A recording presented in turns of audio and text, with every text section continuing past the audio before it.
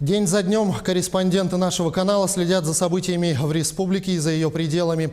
О главных из них и многом другом расскажем в ближайший час. Вы смотрите итоговую программу «Якутия. День за днем». Меня зовут Иван Лазаренко. И вот о чем мы поговорим сегодня. Безжизненная ледяная пустыня или сокровищница страны? Зачем в развитие Арктики собираются вкладывать сотни миллиардов рублей? Республику захватила вторая волна гриппа и ОРВИ. На карантин закрыли даже детские сады. Стоит ли бить тревогу и когда ждать спада заболеваемости? Так все-таки друг или враг человека? Проблема бродячих собак не может решиться уже который год, а люди и животные продолжают страдать. Грозит ли столице мусорный коллапс? Жители исправно платят по новым тарифам, а мусорные горы не исчезают. В проблеме разбирались наши корреспонденты. Все для того, чтобы сделать жизнь якутян более комфортной. В Якутске прошла специализированная выставка на оборудование и технологий для строительства и коммунального хозяйства. Северная невеста и ленинградский жених увиделись после долгой разлуки. Торт из мороженой рыбы и свежих овощей.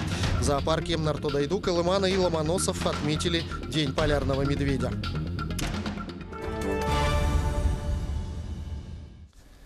Арктика холодная и манящая своей красотой, такая далекая и близкая одновременно. Во многих смыслах это очень перспективный регион страны, в состав которого частично входит и наша с вами республика. Во-первых, это очень богатый регион, это и арктический шельф, где сохранились крупнейшие запасы нефти на Земле. Это и колоссальные залежи полезных ископаемых, среди которых золото, платина, никель, медь, кобальт и сурьма. На арктических территориях Якутии обнаружены редкоземельные металлы и даже алмазы. Во-вторых, это Северный морской путь. Его развитие – одна из главнейших задач при освоении Арктики. Севморпуть является кратчайшим путем из Европы в Азию, и он становится из-за глобального потепления все более доступным не только для ледоколов. Ежегодная прибыль от сборов транзитных пошлин и оказания логистических услуг для желающих быстрее доставить свои товары из стран Восточной и Юго-Восточной Азии в Европу оценивается на уровне более 5 миллиардов долларов. Ну а третье – это, конечно, обороноспособность страны, развитие военной инфраструктуры и усиление постоянного военного присутствия российских вооруженных сил не только повысит обороноспособность, но и даст существенный толчок в развитии инфраструктуры, повышению качества и уровня жизни в целом для жителей населенных пунктов арктической зоны. Еще в 2017 году Дмитрий Медведев заявил, что Россия до 2025 года потратит на освоение Арктики более 160 миллиардов рублей. И буквально накануне был сделан серьезный шаг в этом направлении.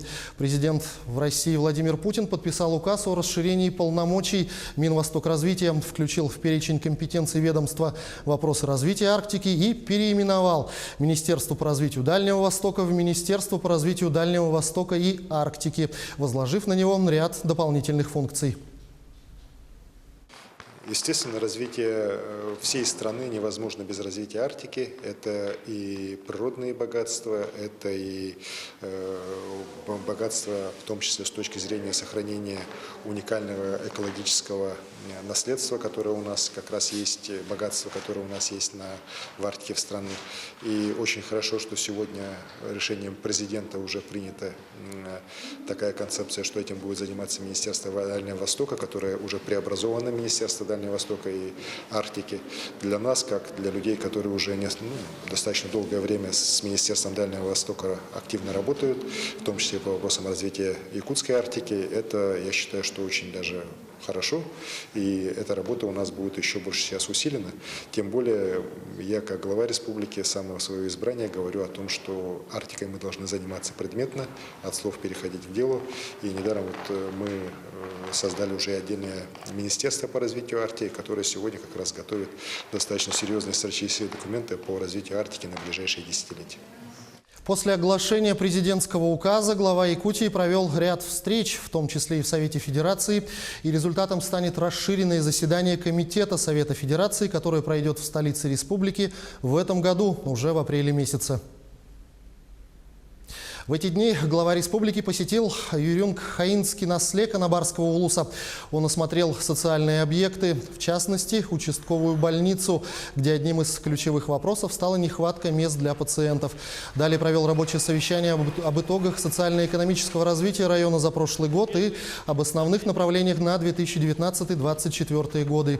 Обсудили развитие геолого-разведочных работ, переход котельных с газоконденсата на нефть, подготовку местных кадров в промышленной компании и обеспечение экологической безопасности. Также Айсен Николаев принял участие в значимом для всех анабарцев событии. Здесь торжественно открыли Арктический центр культуры и искусства «Долган». Здесь появился прекрасный очаг культуры. Вот там, где вот такие у нас центры культуры создаются, я уверен, все у нас будет замечательно. Здесь живут очень настоящие люди, суровые, мужественные люди. И наша Арктика, якутская Арктика, российская Арктика будет процветать. С праздником Уруяйхал! Ну а чтобы было кому в ближайшем и не очень будущем осваивать бескрайние арктические просторы республики, якутянам в этом году власти начали оказывать серьезную социальную поддержку, в том числе направленную на повышение рождаемости в республике. Как многодетные семьи и будущие родители восприняли эти не имеющие аналогов нигде в России стимулирующие меры, узнавали наши нерюнгринские коллеги.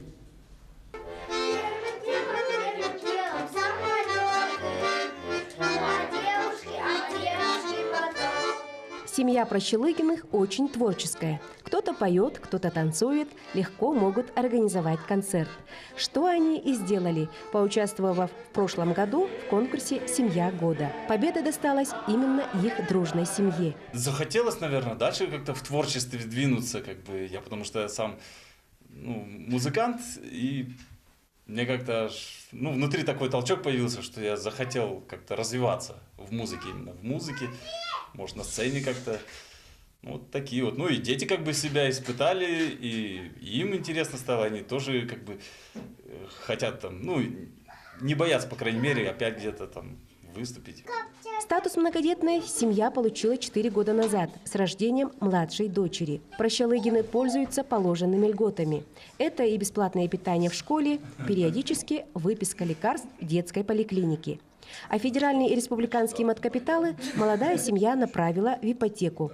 Недавний указ главы республики родители 3 дочерей восприняли с оптимизмом. Не исключено, что будет и 4-й ребенок. Ну, конечно, это большая финансовая поддержка для семьи. Этот указ, и это здорово, что так придумали. Особенно для малообеспеченных семей. Это, конечно, большая поддержка будет. Напомним, 14 февраля текущего года глава республики Айсен Николаев подписал указ о дополнительных мерах, направленных на поддержку рождаемости в республике Саха-Якутия. Согласно документу, республиканские власти предусмотрели дополнительные меры поддержки для семей с детьми, рожденными после 1 января 2019 года. Значит, при рождении, усыновлении первого ребенка в семье предусмотрена единовременная выплата в размере 33 812 рублей.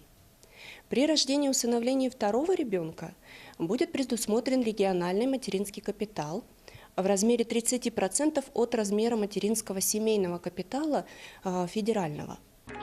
Таким образом, при рождении или усыновлении второго ребенка семья получит от республики 135 907 рублей.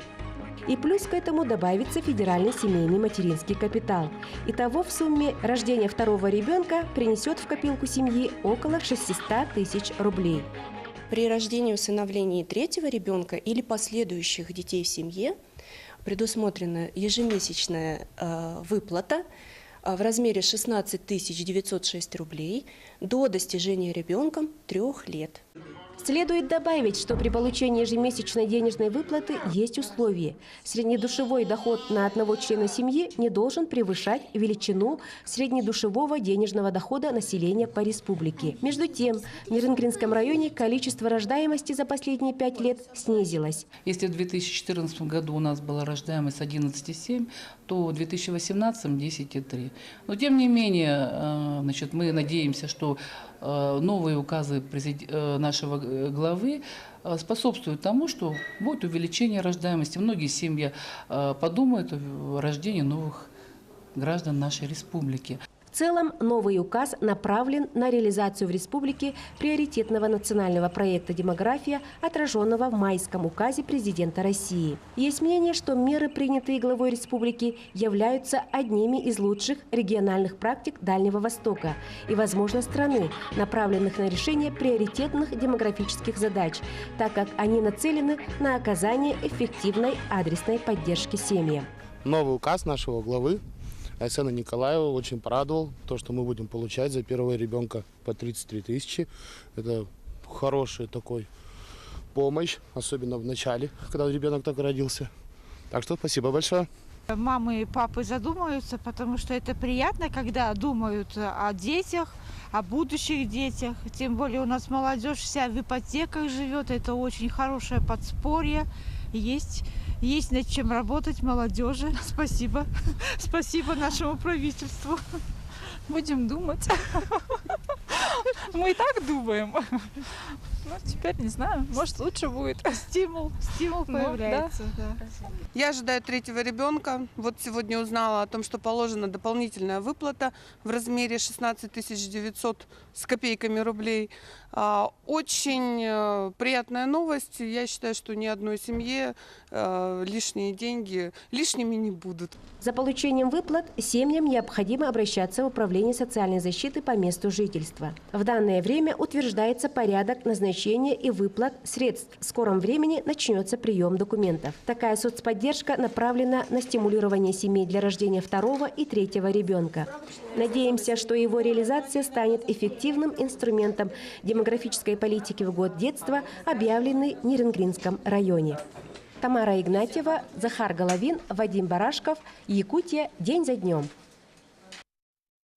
Ну а сейчас мы ненадолго прервемся, и через несколько минут вы увидите,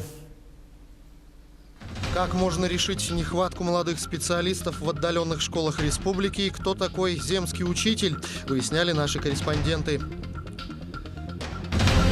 Высшая школа музыки празднует 25-летний юбилей. В главной кузнице музыкальных кадров республики побывала наша...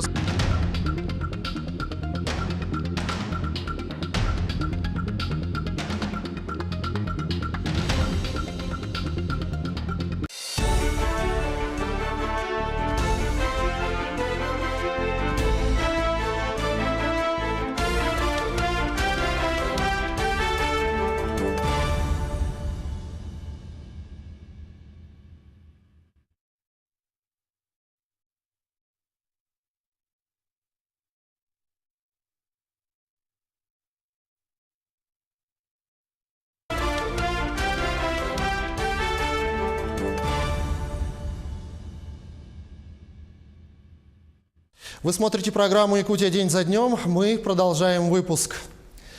Если с демографией положение, будем надеяться, выравнивается, то порой катастрофической можно назвать ситуацию, когда дети вроде есть, а вот учить их совершенно некому. И вполне вероятно, что через определенный период времени мы получим новый наплыв жителей сел и деревень в районные центры, чтобы юные якутяне смогли получить образование. И на селе просто некому будет работать.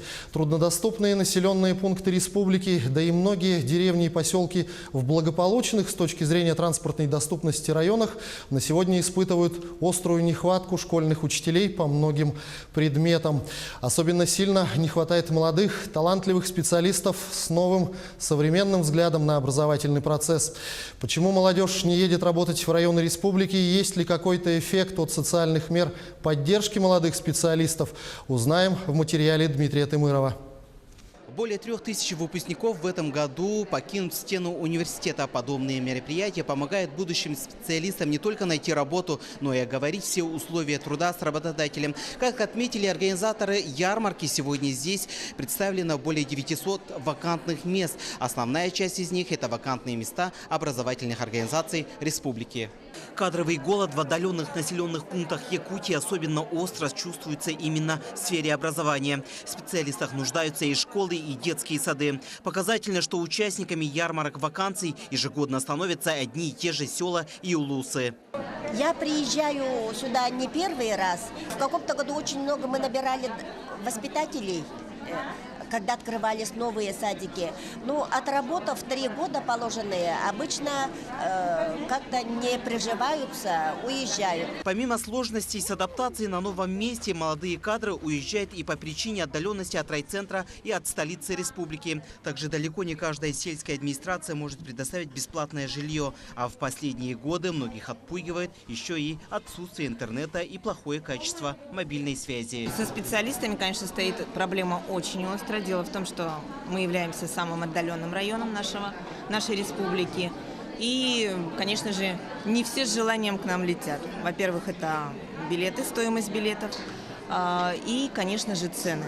Проживание, продукты питания, съемная квартира для молодых специалистов – это весьма тяжеловато. В свою очередь, молодые специалисты одним из самых важных условий работы в труднодоступных населенных пунктах считают предоставление жилья и соответствующая заработная плата. Да, районы я рассматривала, но больше в приоритете у меня вакансии именно начальных классов в городе Якутске. Требования, конечно же, должны быть предоставление жилья для молодых специалистов. Зарплата, конечно, должна быть соответствовать к работе, потому что учитель начальных классов – это довольно-таки такая сложная работа. Работодатели предлагают то, что есть на самом деле, какие есть реальные условия. И, естественно, предоставление жилого помещения в северных отдаленных сельских населенных пунктах – это есть проблема номер 1. Хотя здесь, в республике, государственная мера поддержки по сельским местностям осуществляется в виде строительства муниципального общежития для работников иных направлений, то есть для работников отрасли здравоохранения, отрасли образования, сельского хозяйства и культуры. И в первую очередь, кому предоставить жилье, это прерогатива органов местного самоуправления. Начиная с 2006 по прошлый год по госпрограмме поддержки молодых специалистов правом на получение жилья воспользовались более 200 человек. Из них более половины после истечения срока договора уехали из села. Вариант решения этой актуальной для многих регионов страны проблемы озвучил в своем послании Владимир Путин. Президент предложил разработать проект «Земский учитель». Возлагаем большие надежды на то, что отдаленные улусы будут обеспечены теперь кадрами, потому что у нас в этом году очень много вакансий по учителям. Сейчас депутаты законодательного собрания разрабатывают проект. После свои дополнения внесут регионы. В целом же земский учитель должен быть запущен уже в следующем году. Дмитрий Тымыров, Григорий Охлопков, Якутия. День за днем. Но даже если образовательный процесс наладить и учителей на местах будет хватать, каждую зиму и весну уже они будут сталкиваться с ситуацией, что им просто некого учить.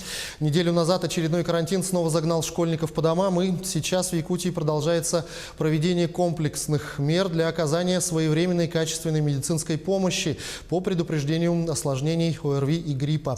По данным 8-й недели текущего года подъем заболеваемости зарегистрирован в 4 северных районах – Анабарском, Жиганском, Среднеколымском и Нижнеколымском районах, а также в столице республики. Подробнее в материале Ульяны Шагиной. Наибольший прирост заболеваемости в Якутске отмечается среди детей дошкольного и школьного возраста. Напомним, в столице приостановлен учебный процесс с 1 по 8 классы во всех школах и кружках по 7 марта включительно. Столичное управление образования ведет постоянный мониторинг заболеваемости детей. Так, на этой неделе ОРВИ и гриппом заболели порядка 3000 детей, что выше аналогичного периода прошлой недели на 53%. Динамика идет только на рост. То есть будем наблюдать до 7 и 7 числа будет заседать опять же комиссия и будет работать, посмотрим данные по горздраву и по дошкольным образовательным учреждениям. Детская инфекционная больница переполнена. Сегодня здесь медицинскую помощь получают более 100 детей. Для них дополнительно развернуты более 30 коек. Дети поступают с гриппом, те, которые у нас не вакцинированы.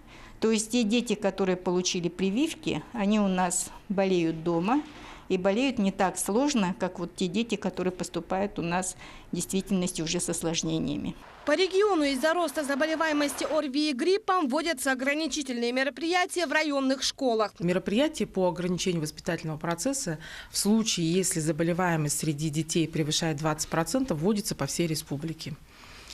Ну, заболеваемость связана с активной циркуляцией вирусов негриппозной этиологии и вирусов гриппа H1N1.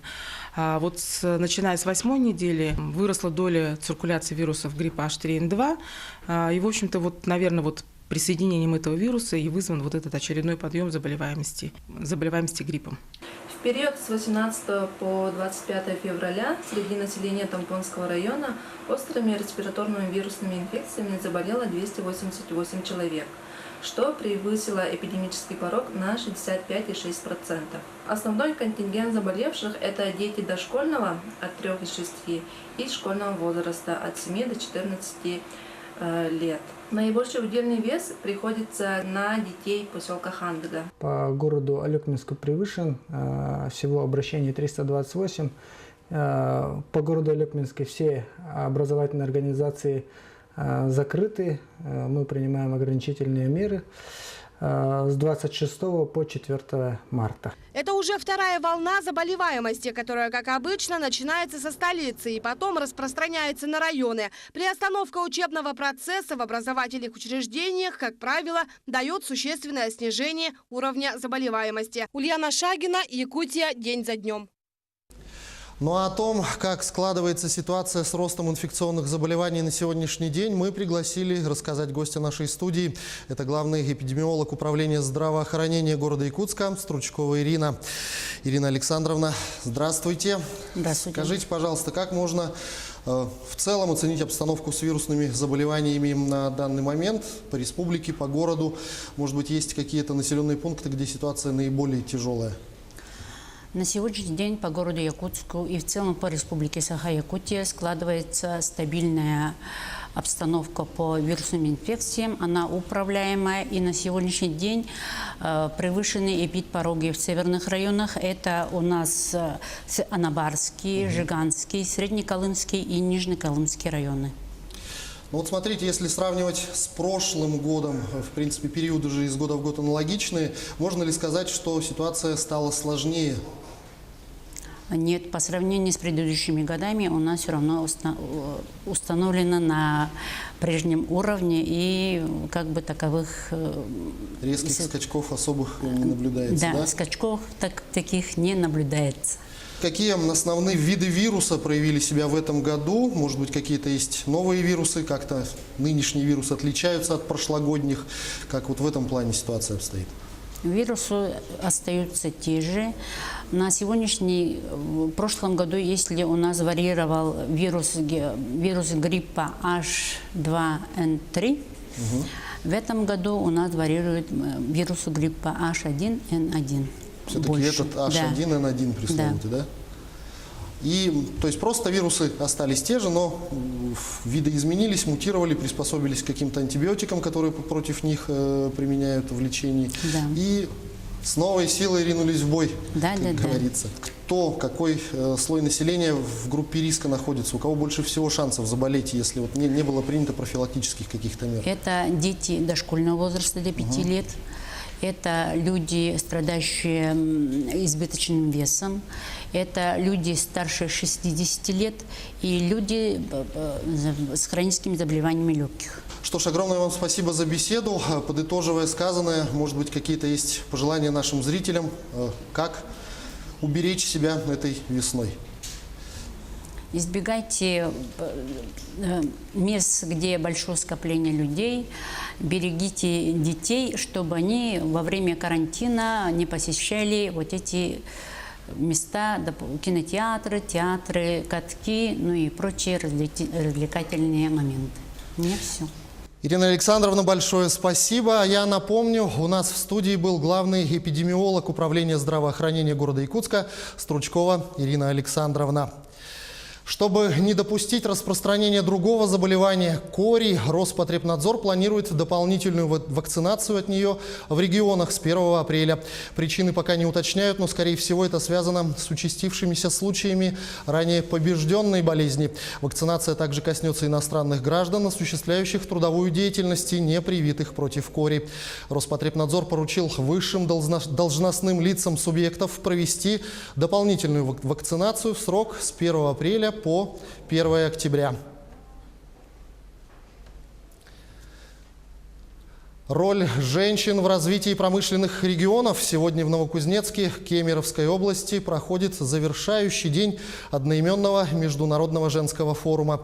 Участие в нем приняли представительницы из 16 стран и 39 субъектов России. Как отметила один из организаторов мероприятия, председатель Совета директоров Колмар Групп Анна Цивилева, женщины все чаще проявляют лидерские качества и возглавляют компании, организуют собственный бизнес, активно занимаются общественной работой. Она подчеркнула, что для вовлечения женщин в промышленность необходимо создавать благоприятные условия труда, в том числе внедрять программы поддержки работающих матерей. Одной из главных задач Цивилева также назвала обучение и переквалификацию сотрудниц.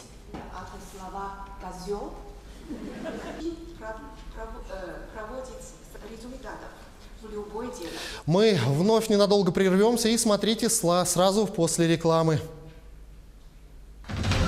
Утонет ли столица в мусоре или перевозчики и региональный оператор по обращению с бытовыми отходами смогут найти компромисс? У меня его нет.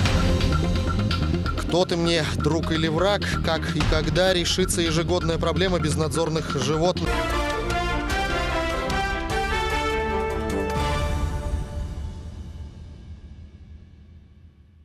Мы продолжаем выпуск. Это программа «Якутия. День за днем».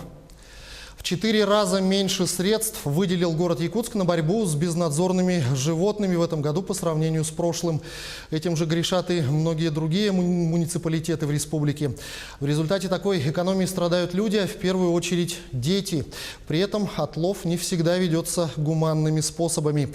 Так все-таки кто они? Друзья наши меньшие или враги, угрожающие здоровью и жизни, которых нужно уничтожать? Идет настоящая война, но за то ли, чтобы действительно сократить количество бездомных собак, или против тех, кто их защищает, разбирался Юрий Осипов. Убили членов семьи. По словам зоозащитницы Златы Сычевой, днем сотрудники МУП «Жилкомсервис» застрелили 2 ее собак прямо во дворе дома. Собака начала скрестись обратно в дом. Мы открыли дверь, собака уже не стояла на ногах. Она перебирала передними лапами, и забраться в дом уже не могла. Я обратила внимание, что у нее в спине торчит дротик. Я этот дротик вытащила и тут же выбежала за ограду посмотреть вообще, кто стрелял, что произошло. Да. Это мои собаки, блин. В ограде они во дворе. Держала, ты. Ты что делаешь, а? Вызывай милицию. Ты что делаешь? Я сейчас их сдам. Потому что пока мы бежали к этой машине, мы обратили внимание, что у нас уже и второй пес лежит тоже уже без сознания, с дротиком в спине.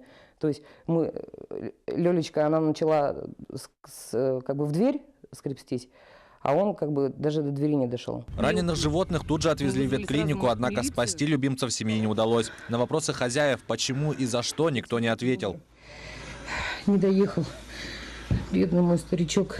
Тела питомцев отдали на экспертизу. Злата уверена, что стреляли в собак с намерением убить. На каком основании они приехали к нам в дом, непонятно. Заявки на наш адрес никакой не поступало. Они стреляли не усыпляющим, они стреляли дротиками. Дротики маленькой вместимости. Такие дротики используются только для препарата, который идет именно для умертвления. Дротики, чтобы усыпить собаку, там совершенно другие шприцы, они большие, вместимостью 2 мг, а наши дротики были 0,2 мг. Соответственно, как бы туда могло влезть в этот дротик только препарат, который для того, чтобы убить животное. По словам Златы, ее питомцы далеко не единственные жертвы подобного отстрела. Таких случаев много. Буквально на той неделе также у зоозащитницы Татьяны убили собаку. То, что убивают собак-волонтеров, убивают собак на частной территории, наводит на определенные мысли.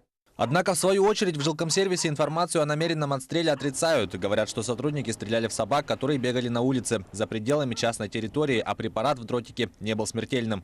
Собаки находились на улице, то есть произвели выстрел обезвреживающим препаратом.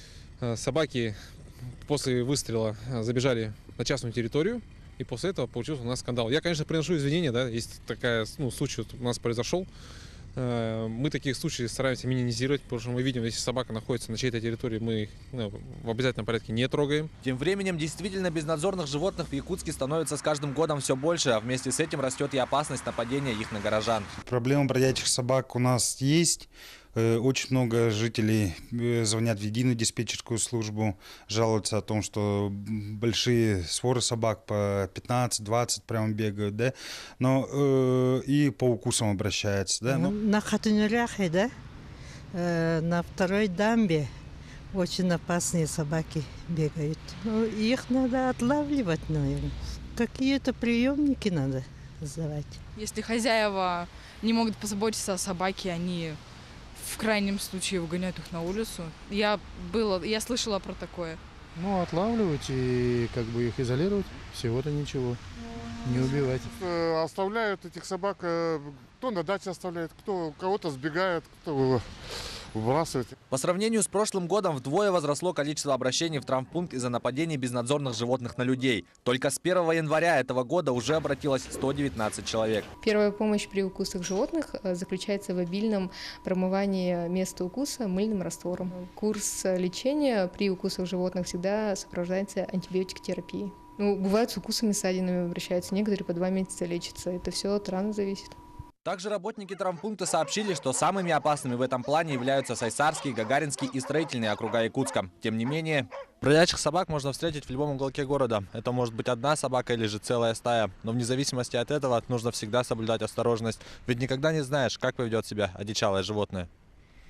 Это бич не только столицы, но и всей республики. В начале этого года в Вилюйском районе одним из свидетелей нападения стал местный участковый. Заметив на улице детей, которые отбивались от стаи нападающих собак, мужчина начал стрелять из стабильного оружия в сторону наиболее агрессивных животных. В результате чего 3 собаки были обезврежены. А вот маленькому Вове из Ленска повезло меньше. Защитить было некому. Оставшись 1 на 1 с агрессивными животными по дороге со школы, он испугался не на шутку. Я шел со школы домой. Переходил пешеходный переход, и на меня сначала лаяла собака, а потом напала и схватила меня за ногу. Она была с ошейником, поэтому я думаю, что она не бездумная. Спасло лишь то, что на ребенке была плотная зимняя одежда. Ленчане опасаются за собственную безопасность и здоровье своих детей. Тоже у нас есть отпугиватель для собак, даже электрический такой, там мы заказали. И газовый баллончик у меня есть. Вот так мы ходим в школу. Пока население пытается обезопасить себя как может, муниципалитеты заверяют, работа по решению проблемы ведется постоянно. И при этом из года в год сокращают средства, выделяемые на борьбу с безнадзорными животными. И в результате по улицам продолжают бегать своры собак, которые несут прямую угрозу жизни и здоровью людей. Юрий Осипов, Георгий Григорьев, Якутия. День за днем. А если друзья наши меньшие порой даже не виноваты в том, что оказались никому не нужными и выброшенными на улицу своими хозяевами, бездомные собаки просто вынуждены сбиваться в стаи и искать себе пропитание в мусорных баках, чтобы выжить. Благо, в последнее время недостатка в мусоре нет. Грозит ли столице мусорный коллапс? С 1 марта Ассоциация перевозчиков уже не работает на вывозе отходов, с ними просто не продлили договор. Региональный оператор якутской кассети своими силами пытается привести санитарные точки в порядок. И вообще, реализация мусорной реформы пока вызывает больше вопросов, чем ответов. Жители многоквартирных домов уже платят по новым тарифам, но услуга оказывается не в полной мере. Мусорные баки как были переполнены, так и остаются заваленными. Подробнее в сюжете Сусаны Рожиной. Жители города Якутска уже начали подавать жалобы в прокуратуру и управление Госстройжилнадзора на ненадлежащее исполнение федерального закона по вывозу коммунального мусора. Как мы видим, по-прежнему во дворах свалены горы мусора, которые вовремя не убираются. И мы попробуем разобраться, кто же виноват в этой ситуации. Сейчас для регионального оператора настали сложные времена. С 1 марта почти 50% частных перевозчиков не вышли на линию для вывоза мусора, так как с ними не продлили договор. До этого Ассоциация перевозчиков контролировала более 60% всех перевозок мусора. Мы будем рассчитывать в перевозке отходов впредь на собственные силы, будем приобретать новую технику и будем привлекать, конечно же, в качестве подрядчиков из числа тех перевозчиков, которые зарекомендовали себя в работе хорошо. А пока региональный оператор вывозит мусор только собственными силами. На линии остались лишь 20 машин. И, естественно, они не справляются со всем объемом, хотя и перешли на усиленный режим работы. До 22 часов вечера по 5 рейсов в день. Маршрут, график вывоза осуществляется, составляется для каждого транспортировщика отдельно, с учетом маршрута близлежащих юридических лиц, а также управляющих компаний и жилых домов, чтобы в течение светового дня с учетом требований Санпина, да, то есть в течение суток был вывезен соответствующий мусор. У нас вообще все поделено по районам. Каждая машина работает по определенному своему району. То есть одна работает в Сайсарском округе, вторая работает в центр, это то есть организации, общественные точки. Кто-то работает по Мархе, Тулагина, Хатасы. То есть у нас это так идет, подразделение. Ассоциация перевозчиков уже ранее была недовольна тем, что с ними не рассчитались по тем объемам, которые они фактически выполнили за январь. Региональный оператор им выплатил лишь половину средств, и это стало причиной забастовки 21 февраля. А 28 февраля у них истек срок договора, и сейчас машины частников попросту простаивают. У нас 28 февраля подошел к концу договор, который был заключен между ассоциацией и региональным оператором. Все свои обязательства по договору с нашей стороны были выполнены, весь объем вывезен. Договор закончен, с 1 марта ассоциация не работает. То есть региональный оператор решил вывозить своими силами, но, видимо, эта ситуация сложилась из-за того, что мы не смогли договориться по поводу согласования объемов выполненных работ. То есть региональный оператор на сегодняшний день не согласовал нам вывезенный объем за январь, то есть мы не пришли к общему мнению, сколько же все-таки вывезено. То есть тот объем, который представили мы, он не устраивает рекоператора, и он мотивированно не может нам обосновать, почему он не принимает эти объемы. Деньги мы им отправили, те, которые они хотели получить, и которые мы не оспариваем, в той части, которую мы не оспариваем эту сумму. По остальной сумме проводится дальнейшая сверка. Из-за этих конфликтов в первую очередь страдает население. Люди исправно платят по новым тарифам и от безвыходности уже пишут жалобы в надзорные органы, чтобы хоть как-то повлиять на ситуацию. Основанием для проверки внепланово явилось поступление обращений в управление на несвоевременный вывоз твердокоммунальных отходов. На момент проверки баки переполнены в полном, заполненном состоянии. Но представитель экосети, якутской экосети, утверждает, что по графику у них ежедневный вывоз. Для того, чтобы хоть как-то услышать о проблемах из первых уст от населения и оперативно реагировать на них, Министерство ЖКХ и энергетики республики запустило горячую линию, а в выходные дни работает голосовая почта. Региональный оператор должен уже с данной санитарной точки осуществить транспортировку и вывоз на полигон. А уже с зоны действия, как мусор поступил, с бака поступил в транспортное средство, а транспортирование и так далее берет на себя обязательство региональный оператор, что с точки санитарного накопления отходов он довезет до размещения на полигон. Как долго продлится этот мусорный коллапс в Якутске, пока неизвестно, но перерасчета за оплату для населения, скорее всего, не будет. Остается надеяться, что два хозяйствующих субъекта смогут прийти к консенсусу и город не утонет в мусоре. Сусанна Рожина, Семен Семенов, Павел Пахомов, Якутия. День за днем. Ну а сейчас мы вновь ненадолго прервемся, и сразу после рекламы вы увидите. Как сделать дом теплым, комфортным и уютным? На выставке «Стройиндустрия Севера» побывала наша съемочная группа.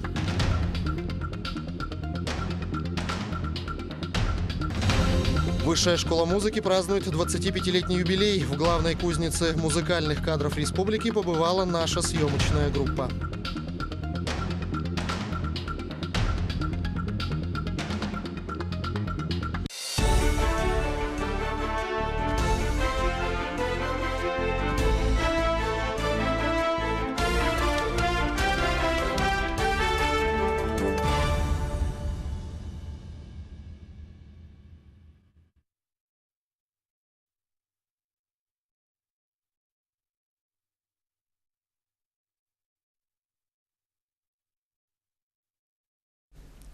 Мы продолжаем выпуск.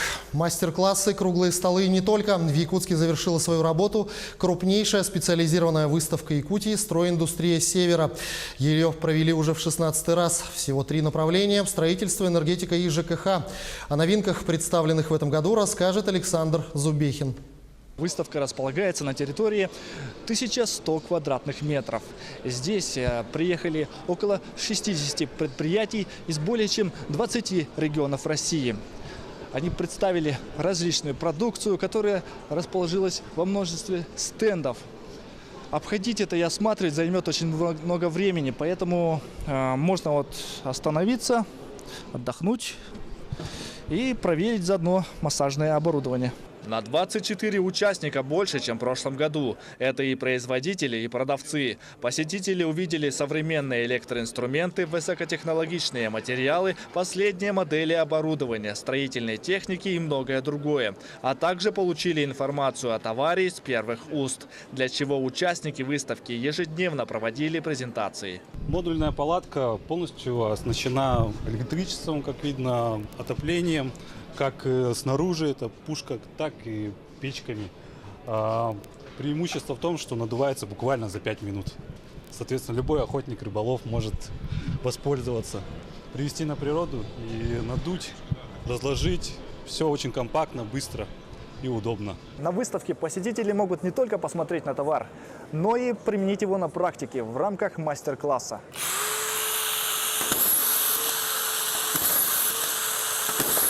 Кроме того, на мастер-классе представители компаний, которые привезли товар на выставку, готовы продемонстрировать все преимущества их продукта на наглядном примере. Мы представляем на рынке Якутии гидроветрозащитную мембрану. Это материал, который защищает утеплитель от проникновения внешней воды и от продувания ветром. За счет мембранной технологии материал может выпускать пар с поверхности материала, но вода не попадает внутрь. Видите, здесь воды нет. Соответственно, ваш утеплитель сухой, ваше здание теплое. Задачи у участников разные. Заявить о себе, продемонстрировать новые технологии, найти партнеров и единомышленников. На круглом столе, к примеру, представитель одной из транспортных компаний Новосибирска рассказал, как сэкономить деньги на доставке грузов в Якутию из других регионов России. Наши схемы позволяют оптимизировать логистику иногда до даже 30%. Соответственно, эта логистика в стоимости товара занимает большую долю. Соответственно, экономия даже на 20-15% уже весома. Товары становятся конкурентнее, их становится больше. Это опять же влияет на то, чтобы их было здесь больше и они были дешевле. Благодаря подобным мероприятиям, как участники, так и посетители площадки могут найти себе партнера по бизнесу. Выставка способна привлечь местных предпринимателей, поскольку продукт может быть новым для региона, более дешевым, более качественным, а условия от самого участника могут оказаться более выгодными. Для участников же это возможность внедрить малоизвестный или совсем неизвестный продукт на рынок Якутии. Пластиковые окна. Лет 10-15 назад их никто не видел и не знал знать. А сейчас в любом доме, в частном доме или в каменном, везде установлены стеклопакеты. Это благодаря тому, что на выставку приезжают компании. Если раньше они были двухкамерные, они сейчас трехкамерные, 4 и далее. Если же продукт не заинтересовал местных предпринимателей, то в следующем году такие фирмы на площадку выставки больше не возвращаются. Таким образом растет поток именно тех предприятий и компаний, которые могут быть полезны в условиях Севера. Александр Зубехин, Георгий Григорьев, Семен Семенов, Якутия, день за днем. Четверть века во имя искусства и на подготовку кадров. Высшая школа музыки справляет 25-летний юбилей. Главная кузница кадров в сфере искусства распахнула свои двери в 1993 году по указу первого президента республики Михаила Николаева. Сегодня о школе знают как в России, так и далеко за ее пределами. Последние аккорды для настройки инструмента, взмах дирижерской палочки, и зал наполняется осторожными тихими звуками струнных.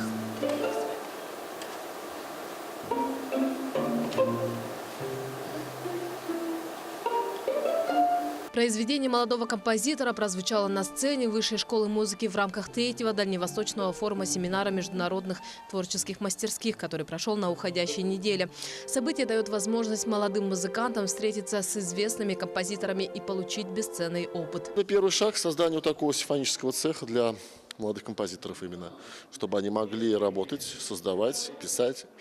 И есть инфраструктура, есть коллективы, есть где разместить народ, есть где создать условия для того, чтобы они могли работать вместе с дирижером, с исполнителями и так далее. Это очень важно. А начиналось все в далеком 92-м году. Первый президент республики Михаил Николаев издал указ о создании музыкальной школы. Задача – собрать талантливых детей со всех уголков Якутии. В 1993 году, значит, в августе вышло постановление правительства под подписью Штырова, тогда еще вице-президента.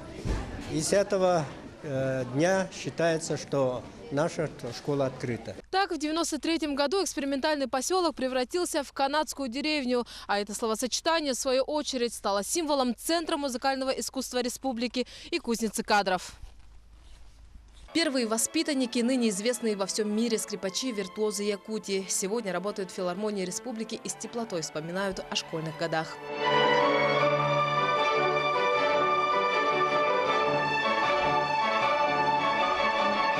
Мы очень рады, что мы попали в этот первый состав. И действительно, мы очень горды этим. Мы горды нашей школой, нашими преподавателями, что сделали из нас вот таких вот людей, скажем так. И сейчас мы востребованные специалисты. Учатся в школе и иностранные студенты. Ким Хён Чин из Кореи в Якутии живет уже 1,5 года. За это время не только улучшил навыки игры на фортепиано, но и освоил русский язык. Я получил на книге, но лучше, чем разговаривали с друзьями. Тогда еще быстрее учить по-русски. Уникальная и никак иначе. Так называют школу признанные деятели искусств, условия которых нет нигде в стране. Лучшая в стране инфраструктура по размещению молодых музыкантов. По сравнению с московским, там, каким-нибудь ленинградским общежитиями, там, извиняюсь, консерватории, я не представляю себе это.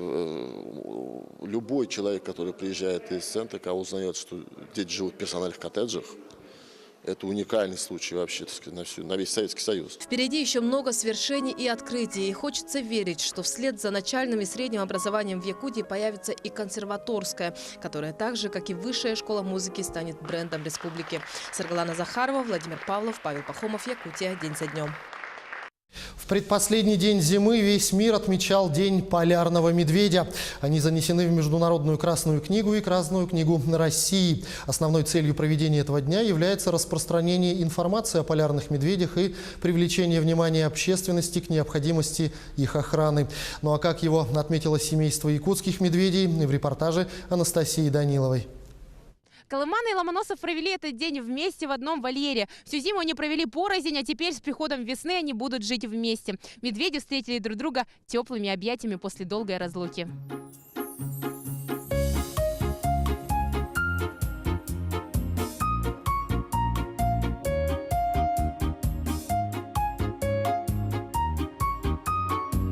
Впервые, наверное, на моей памяти это первый раз такой теплый день полярного медведя. Очень так тепло и романтично. И вот встреча их состоялась сегодня, да, Колыман и Ломоносов после зимовки. И мы видим, что они очень соскучились друг по другу и тепло встретились. Они даже не обращают внимания на наши торты, которые мы им приготовили. Напомним, Колымана – спасенный найденыш, который нашли в 2012 году на арктическом побережье республики. После перевозки ее в новый дом зоопарк Артодайду ей подыскали жениха из Ленинградского зоопарка. Как оказалось, и повадки у медведей соответствующие происхождению. Колымана, она такая вот из природы, дико, она прям берет клыками, рвет добычу свою, да, а он ест очень, вот, знаете, как аристократично, кончиками, вот, да, губ прям вот срывает потихонечку маленькими кусочками, да, только не хватает ножа и вилки, как говорится. Наши герои – молодые родители. Их дочь Арчана сейчас живет в Санкт-Петербурге. Говорят, темперамент у нее весь в маму, а манера поедания пищи – папина.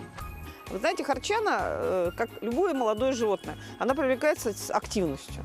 Арчана, она сама себя занимает и плюс использует все те игрушки, которые мы ей предлагаем, и достаточно их активно использует. То есть и кидает эти мячики, вытаскивает эти мячики. Обычно они у нас утром получают овощи. Наша девочка любит морковку и яблочки. Арчана любит яблоки, ест аккуратно. очень разгрызет, ест аккуратно. Ну, видно, что девочка она. А во второй половине дня мы даем ей мясо или рыбу.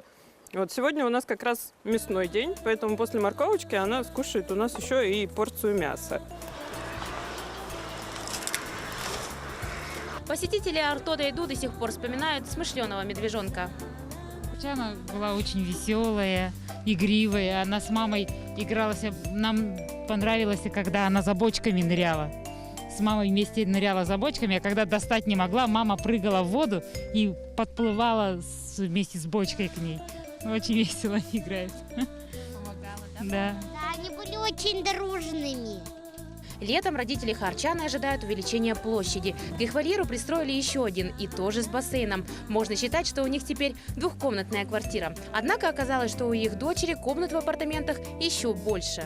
Это трехкомнатная квартира. В первой у нее находится домик. Вторая – это просто как проходная комната. У нее там обычные игрушки. Ну вот видите, шина подвешена там. В третьей комнате, в которой ее любимый бассейн. Мы подыщем пару, когда она постарше будет. Мы уже думаем, как бы найти медведя молодого.